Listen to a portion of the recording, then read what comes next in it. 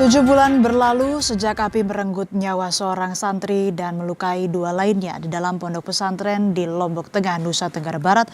Kasus ini belum benar-benar terungkap. Kepastian hukum tak kunjung datang. Luka yang dialami keluarga menuntun mereka melangkahkan kaki dari Lombok ke gedung DPR RI Jakarta. Bukan untuk mencari belas kasihan, tetapi demi mengetuk hati para wakil rakyat.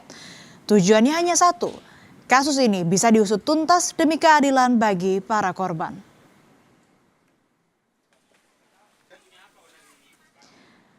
Hati orang tua mana yang tak pilu mendapati anak yang mereka sayangi harus mengalami kejadian tragis di saat tengah menempuh pendidikan di sebuah pondok pesantren. Tak ada lagi senyum ceria di wajah mereka. Berbulan-bulan mereka harus menahan rasa sakit di sekujur tubuh dan juga trauma mendalam akibat peristiwa yang dialaminya. Apalagi 1 di antara 3 korban meninggal dunia setelah 3 bulan menjalani pengobatan akibat luka bakar hampir 100%.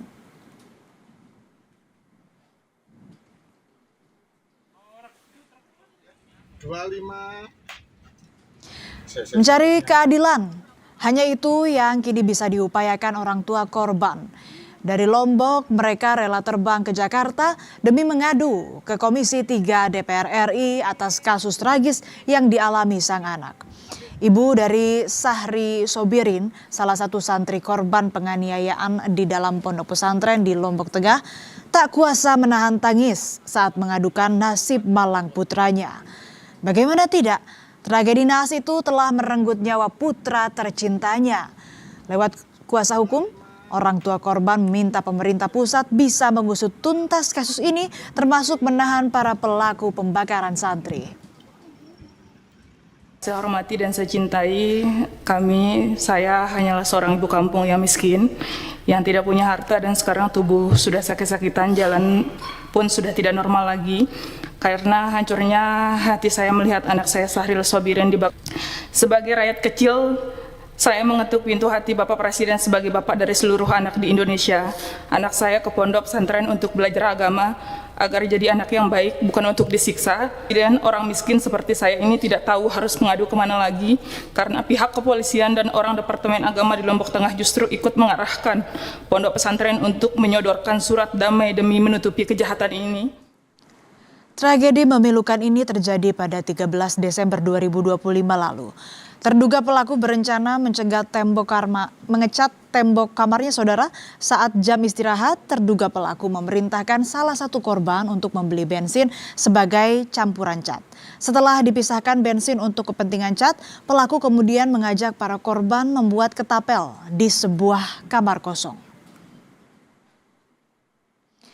Ketiga korban akhirnya berkumpul bersama pelaku di kamar kosong itu. Saat membuat ketapel itu ternyata terduga pelaku menyalakan api.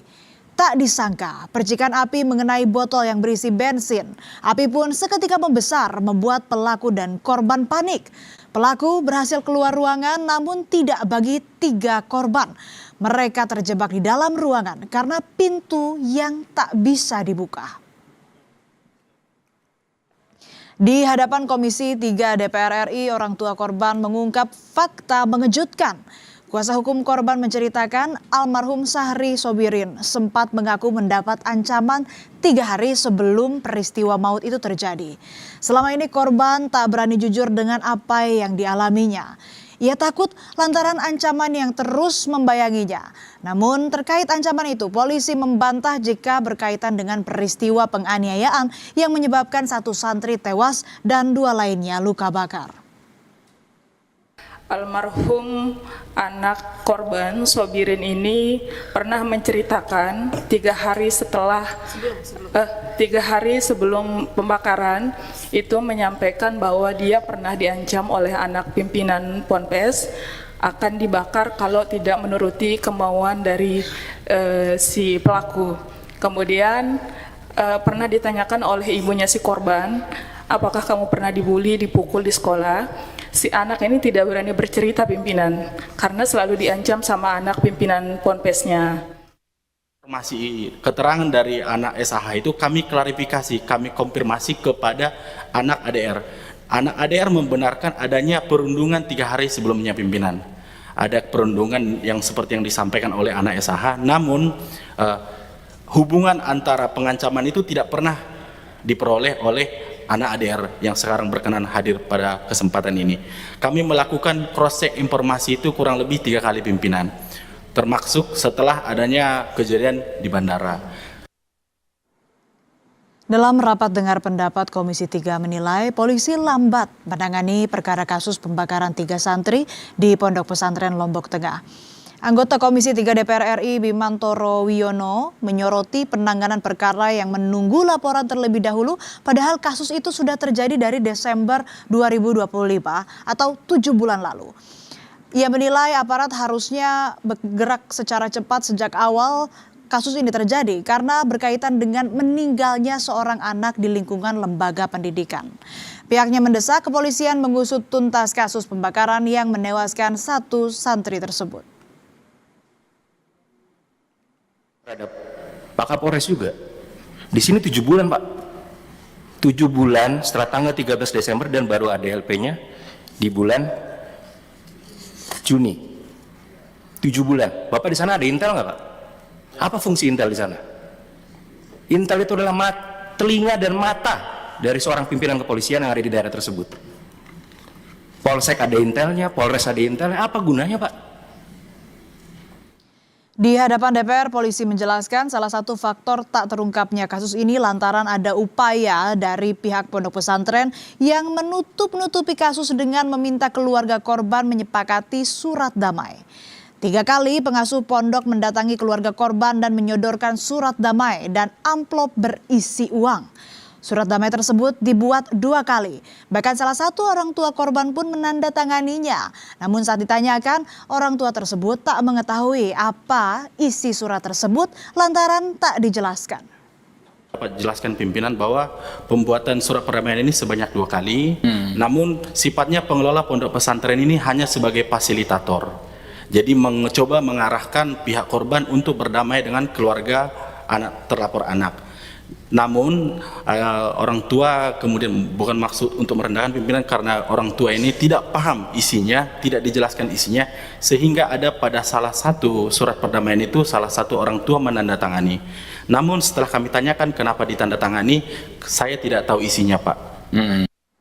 2 santri yang menjadi korban pembakaran di pesantren di Lombok Tengah mendatangi kantor Lembaga Perlindungan Saksi dan Korban atau LPSK guna menjalani pendampingan dan perlindungan hukum.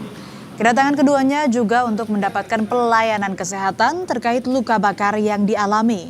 Sebelumnya penanganan luka bakar sempat terkendala lantaran BPJS menarik semua pembiayaan lantaran masuk dalam kasus pidana. LPSK akan mempercepat penggunaan dana abadi korban yang dikelola Kementerian Keuangan untuk proses penyembuhan dan perlindungan terhadap korban.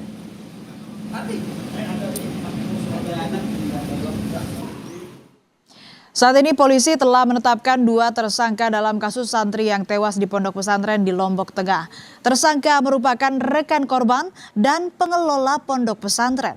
Keduanya dijerat pasal kelalaian yang menyebabkan korban meninggal dunia dan luka berat. Namun para tersangka belum ditahan karena masih dalam proses pemeriksaan. Dan saudara, terkait penetapan 2 tersangka dalam insiden terbakarnya 3 santri pimpinan pondok pesantren di Lombok Tengah mengajukan pra-peradilan.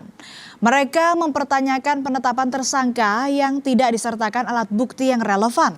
Kuasa hukum pimpinan pondok pesantren juga mempertanyakan sejumlah pernyataan yang muncul dari surat orang tua korban di DPR. Pihaknya menilai pernyataan korban di DPR telah menyudutkan pimpinan pondok pesantren. Diceritakan oleh pelaku langsung itu ada di BAP. Yang diceritakan di RDP bukan oleh pelaku langsung. Kalau memang benar ada cerita seperti itu, muat di dalam BAP. Suruh si pelaku langsung yang bicara supaya bisa dinilai oleh hukum. Kalau ngomong di situ, ini lucu. Yang ngomong di BAP lain, yang ngomong di depan RDP lain. 2 hal yang berbeda.